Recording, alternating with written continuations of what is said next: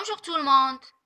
La séance d'aujourd'hui, concernant la production écrite, on va voir écrire la fin d'un récit. Je m'adresse aux élèves de CE3. Prenez vos livres, la page 129. Parmi les objectifs, on va repérer les différents moments d'un récit et on va produire la situation finale d'un récit. Alors, vous êtes prêts? On commence.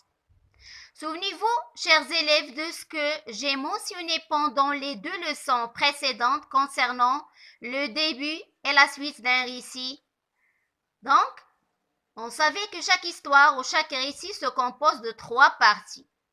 Une situation initiale, c'est le début où il y a une introduction dans laquelle on présente les personnages et on précise le temps et le lieu où se passe l'histoire. Il y a aussi la suite d'événements où on peut développer les idées. Cette partie présente ce qui se passe au milieu du récit. Elle correspond à un événement imprévu ou inattendu qui change la situation des débuts. Et aujourd'hui, on va voir la situation finale ou la troisième partie du récit. Elle correspond à un événement qui peut être heureux ou malheureux, qui modifie aussi la situation du début. Alors, avant de lire le récit ou bien l'exemple proposé devant vous, on va faire un rappel. Suivez avec moi.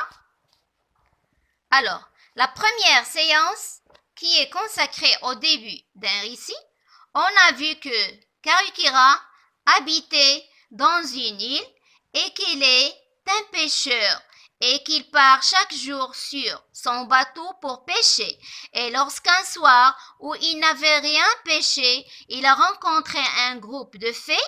Vous vous demandez, chers élèves, ça veut dire qui sont les fées? Ce sont des créatures, des contes qui ont des pouvoirs magiques. Depuis cette nuit magique, Karukira et les Maoris, ce sont des habitants qui sont venus en Nouvelle-Zélande entre 1050 et 1300. Alors, Karukira et les Maoris, depuis cette nuit magique, pêchent beaucoup de poissons.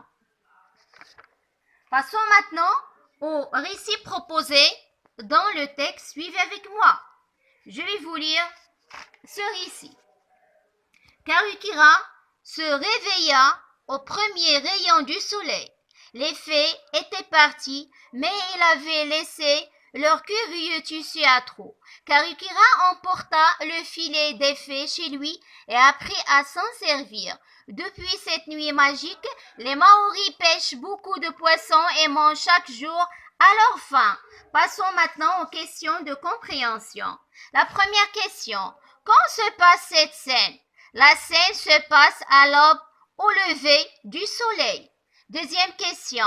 Sur quoi nous informe cette partie du texte? Il nous informe sur la fin de l'histoire. Troisième question. Comment trouves-tu la fin de ce récit? La fin de ce récit ou de cette histoire était heureuse car la rencontre des fées avec Karukira a changé la vie des Maoris. Cette situation finale a modifié la situation des débuts de ce récit. Quatrième question, relève la phrase qui indique la fin de l'histoire. Justifie ta réponse. Alors la fin commence par cette phrase « Depuis cette nuit magique ».